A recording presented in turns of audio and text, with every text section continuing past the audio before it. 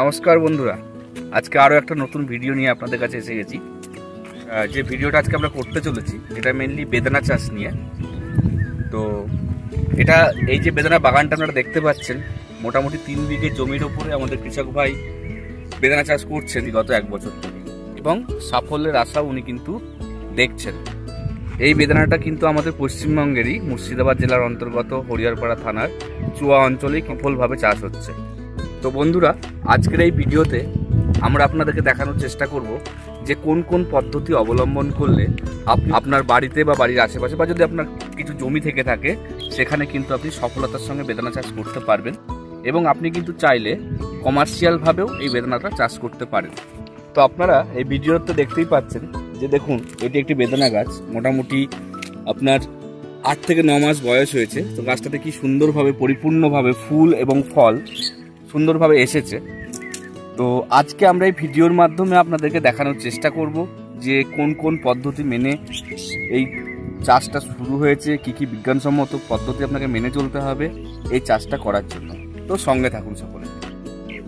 তো প্রথমেই যেটা বলার সেটা হচ্ছে যে এই বেদানা চাষ করতে গেলে আপনার সঠিক চারা কিভাবে আপনি নির্বাচন করবেন এবং তার সঙ্গে সঠিক জমি নির্বাচন করা, এই বিষয়টা নিয়ে একটু আমরা, এবং আমাদের এই পশ্চিমবঙ্গের আবহাওয়াকে মাথায় রেখে কি কি পরিচর্যা করলে আপনি কিন্তু আপনার কাঙ্ক্ষিত উৎপাদনটা পাবেন সেই বিষয়ে আমরা আজকে বলব। তো প্রথমেই আমরা আসি জমি নির্বাচন। দেখুন, বেদানা চাষের ক্ষেত্রে সবচেয়ে ইম্পর্টেন্ট হচ্ছে জমি নির্বাচন করাটা। আমাদের পশ্চিমবঙ্গের আবহাওয়াকে মাথায় রাখলে আমরা বেদানা চাষ যদি করতে চাই সেক্ষেত্রে আমাদের কিন্তু দোআঁশ বা বেলে মাটির প্রয়োজন। এই দোআঁশ বা বেলে মাটি যুক্ত আপনার যদি জমি থেকে থাকে সেখানে আপনারা ভালোভাবে কমার্শিয়ালভাবে বেদানা চাষ করতে পারেন। তবে একটা জিনিস মাথায় রাখাটা খুবই জরুরি, সেটা হচ্ছে আপনি যে জমিটা নির্বাচন করবেন সেখানে যেন কোনোভাবেই কিন্তু জল না দাঁড়ায় এই ধরনের মাটি আপনারা নির্বাচন করবেন। কারণ অনেক ক্ষেত্রে দেখা গেল আপনি অনেক ইনভেস্টমেন্ট করে বেদানা চাষ করতে গেলেন, বর্ষার সময় হয়তো সেখানে জল আটকে থাকবে। তো সেক্ষেত্রে কিন্তু বেদানা চাষে আপনি সেইভাবে রেজাল্ট পাবেন না। নির্বাচনের ক্ষেত্রে আপনি একটু উঁচু জমি নির্বাচন করুন, দোআঁশ বা বেলেযুক্ত মাটি থাকবে এরকম জমি নির্বাচন করুন, এবং যেন অতি অবশ্যই যেন জল নিকাশি ব্যবস্থাটা খুব সঠিকভাবে থাকে এই ধরনের জমি কিন্তু আপনাকে নির্বাচন করতে হবে। এবার আসি চারা নির্বাচনের ক্ষেত্রে। চারার ক্ষেত্রে আমাদের এই আবহাওয়াকে মাথায় রেখে আপনি মোটামুটি 4 রকমের যদি চারা লাগান, রোপণ করেন, সেক্ষেত্রে আপনি ভালো রেজাল্ট পাবেন। সেক্ষেত্রে আপনি ভাগুয়া বা সুপার ভাগুয়া বা অস্ট্রেলিয়ান আনার এই প্রজাতির চারা কিন্তু আপনি লাগাতে পারেন, যেটা কিন্তু আমাদের এই ওয়েদারের জন্য একদম অ্যাপ্রোপ্রিয়েট। এবার আসি চারা রোপণের জায়গাটাই। দেখুন, চারা রোপণের ক্ষেত্রে প্রথমেই কিন্তু চারা রোপণের আগে আপনাকে জমিটা তৈরি করে নিতে হবে। চারা রোপণের ক্ষেত্রে যেখানে আপনি চারাটা বসাবেন সেখানে আপনি 3 ফুটের মতো আপনাকে গর্ত করতে হবে, এবং অতি অবশ্যই কিন্তু চারা রোপণের অন্তত পক্ষে 7 দিন আগে সেগুলোতে কিন্তু আপনি কিছু গোবর সার, কেঁচো সার অর্থাৎ জৈব সার দিয়ে সেই গর্তগুলোকে আপনাকে রেডি করতে হবে। আর চারা রোপণের ক্ষেত্রে আরেকটা যেটা ইম্পর্টেন্ট পার্ট সেটা হচ্ছে যে প্রতিটা গাছ কিন্তু আপনি 5 থেকে 6 ফিট ডিস্টেন্সে, সেটা দৈর্ঘ্য এবং প্রস্থ ডিস্টেন্সে আপনাকে কিন্তু লাগাতে হবে। আপনার চারা লাগানোর পরে চারা থেকে একটা পুঙ্খানু গাছ এবং গাছ থেকে ফল আসতে আপনার মোটামুটি 9 থেকে 10 মাস সময় লাগে। গাছ লাগানোর পরে যখন গাছ আপনার লেগে গেছে, যখন নতুন পাতা বেরোচ্ছে, সেই সময় একটা জিনিস কিন্তু বিশেষ গুরুত্ব দিয়ে একটু দেখবেন আপনারা, যখন কচি পাতাটা বেড়ায় গাছে আর কি, সেই সময় কিন্তু একটু লেদা পোকার আক্রমণ হয় গাছে, ফলে গাছের বেশ ক্ষতিগ্রস্ত হয় এই সময় গাছ। তো সেই সময় কিন্তু আপনারা মোটামুটি যখন দেখছেন যে লেদা পোকা আক্রমণ আসছে, আপনার কচি পাতাগুলো নষ্ট করছে, সেক্ষেত্রে কিন্তু আপনি মোটামুটি 10 দিন অন্তর কিছু আপনি পেস্টিসাইড ইউজ করবেন, এবং 15 দিন অন্তর কিন্তু কিছু আপনাকে ফাঙ্গিসাইডও ব্যবহার করতে হবে। তবে সেক্ষেত্রে একটা জিনিস মাথায় রাখবেন, ডোজটা যেন কখনো ওভারডোজ না হয়ে যায়, সেক্ষেত্রে কিন্তু গাছের বৃদ্ধির পক্ষে সেটা ক্ষতি হবে। এইবার আসি আমরা ফুল এবং ফলের বিষয়ে।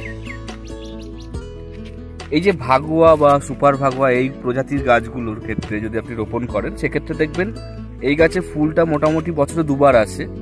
প্রথম স্টেজে ফুলটা আসে আপনার ওই এপ্রিল থেকে মে মাসের দিকে, আর একবার আপনার ফুলটা আসবে মোটামুটি ডিসেম্বর জানুয়ারি করে।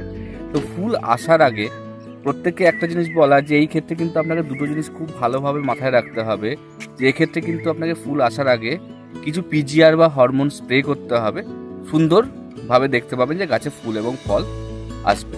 দেখবেন আপনার গাছে কুড়িটা দেখা দিচ্ছে, মানে ঠিক এই অবস্থায় থাকবে, দেখতেই পাচ্ছেন গাছটাকে।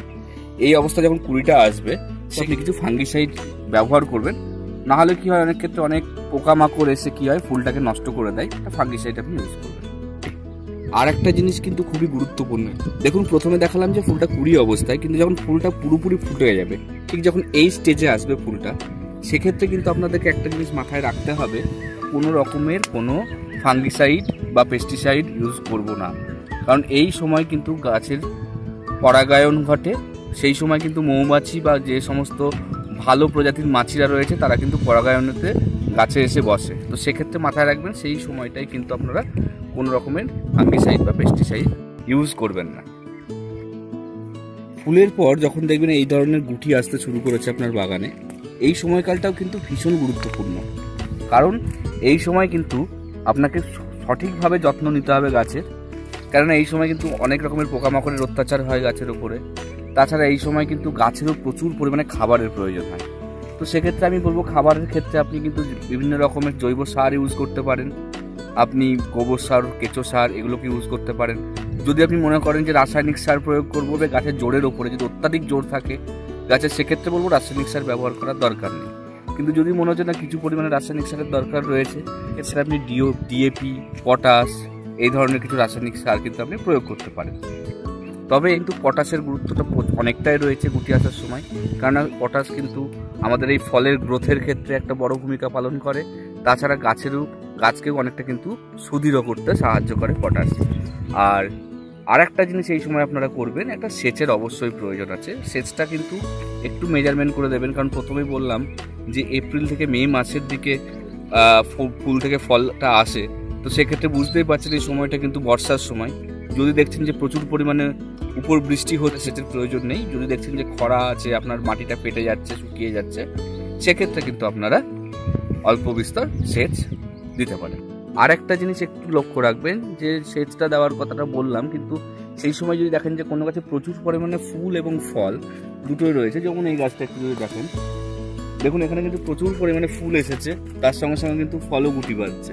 তো সেক্ষেত্রে যদি আপনি বেশি পরিমাণে সেচ দেন তাহলে কি হবে, সেক্ষেত্রে কিন্তু গাছের বৃদ্ধিটা অত্যাধিক বেড়ে যাবে। দেখুন এই হচ্ছে আমাদের বাংলার মাটি, একেবারে পুরো সোনা। দেখুন প্রতিটা গাছে কিভাবে ফুল এসেছে, দেখুন পরিমাণে গুটি বেড়েছে। দেখুন যখন দেখবেন আপনাদের গাছটা ভালোভাবে সুন্দরভাবে ফল হয়ে এসে গেছে, সেক্ষেত্রে একটু এই ফলটাকে লক্ষ্য করুন, বুঝতে পারবেন কয়েকটা কালো কালো দাগ এসে গেছে, বা অনেক ক্ষেত্রে দেখবেন ফলগুলো ফেটে যাচ্ছে অধিক বৃষ্টিপাতের ক্ষেত্রে। তো সেক্ষেত্রে আপনাদেরকে কিন্তু এই সময়টাই ম্যান্ডেটরি, যেটা যে আপনাকে মোটামুটি 10 দিন অন্তর ভালো পেস্টিসাইড এবং 15 দিন অন্তর ভালো ফাঙ্গিসাইড আপনাকে কিন্তু ব্যবহার করতে হবে। এছাড়াও ফলের গ্রোথ এবং তার সঙ্গে ফলের স্বাদের ক্ষেত্রে আপনারা কিন্তু বোরন এবং জিঙ্ক ব্যবহার করতে পারেন। দেখুন এখানে কিন্তু আমাদের কৃষক ভাই প্রায় 3 বিঘে জমির উপরে কমার্শিয়ালভাবে কিন্তু উনি বেদানা চাষ করছেন, এবং সফলভাবে উনি কিন্তু বেদানা চাষ করছেন। তো এই যে বেদানা চাষ আজকে আমরা আপনাদেরকে সবটাই দেখালাম, কীভাবে ফুল এসেছে, ফুল থেকে ফল আসছে, কী আপনাদেরকে প্রিকশন বা সাবধানতা অবলম্বন করতে হবে। তো এইভাবে আপনি চাইলে কিন্তু আপনি কমার্শিয়ালভাবে, বা যদি আপনার শখের বশত যদি আপনার মনে হচ্ছে যে বাড়িতে একটা বাগান করবো বা ছাদ বাগান করবো আমরা বেদানা দিয়ে, তো অবশ্যই সেটা শুরু করতে পারবেন। যদি কোনো রকমের মনে হচ্ছে না কোথাও উপকৃত হয়েছি, তো তার জন্য অসংখ্য ধন্যবাদ আপনাদেরকে। আজকের ভিডিওটা এই পর্যন্তই, আবার পরবর্তী ভিডিওতে আপনাদের সঙ্গে দেখা হবে। আমরা এই গ্রাম বাংলার এইরকম ভিডিও আপনাদেরকে আবার রিপ্রেজেন্ট করব। তো সবাই সঙ্গে থাকুন, সুস্থ থাকুন, ভালো থাকুন, ধন্যবাদ।